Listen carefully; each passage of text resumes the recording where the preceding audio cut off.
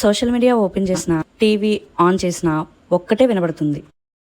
పాకిస్తాన్ వాళ్ళు మనకు చేసిన దానికి వాళ్ళకి బుద్ధి చెప్పాలి, ప్రతీకారం తీర్చుకోవాలి అని. ప్రతి ఒక్కరూ చాలా కోపంతో చెప్తున్నారు. వాళ్ళకి బుద్ధి చెప్పేది ఎవరు? వాళ్ళ మీద ప్రతీకారం తీర్చుకునేది ఎవరు? మీరా? నేనా? లేక సెలబ్రిటీసా? పొలిటీషియన్సా? వాళ్ళ మీద ప్రతీకారం తీర్చుకోవాలన్నా, వాళ్ళకి బుద్ధి చెప్పాలన్నా, వాళ్ళ ప్రాణాలు పోతాయి అని తెలిసినా సరే మన ప్రాణాలు రక్షించడం కోసం బోర్డర్లో నిలబడిన సోల్జర్స్, ఆ సోల్జర్సే. ఎవరికైతే మనం కనీసం రెస్పెక్ట్ కూడా ఇవ్వమో ఆ ఆర్మీ సోల్జర్సే. ఆ సోల్జర్సే వాళ్ళకి హాలిడేస్ వచ్చినప్పుడు లేదా వాళ్ళు డ్యూటీకి వెళ్ళాల్సి వచ్చినప్పుడు ట్రైన్ల్లో, బస్సుల్లో నిల్చొని వెళ్తారు చూసారా? ఆ సోల్జర్సే.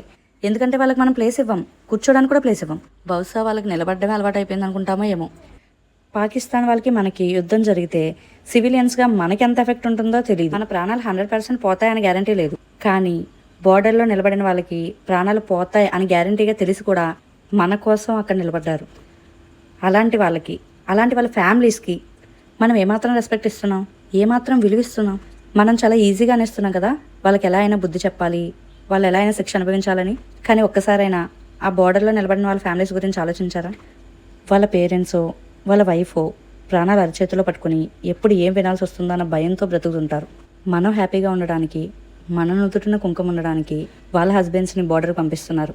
అలాంటి వాళ్ళు యుద్ధంలో చనిపోతే వాళ్ళ భార్యలకు మనం ఎలాంటి గౌరవం ఇస్తున్నాం? ఈ రోజున మనల్ని కాపాడాల్సింది, ఈ దేశాన్ని కాపాడాల్సింది వాళ్ళే, ఇండియన్ ఆర్మీ సోల్జర్స్. వాళ్ళకి రెస్పెక్ట్ ఇవ్వండి, వాళ్ళ ఫ్యామిలీస్కి ధైర్యాన్ని ఇవ్వండి.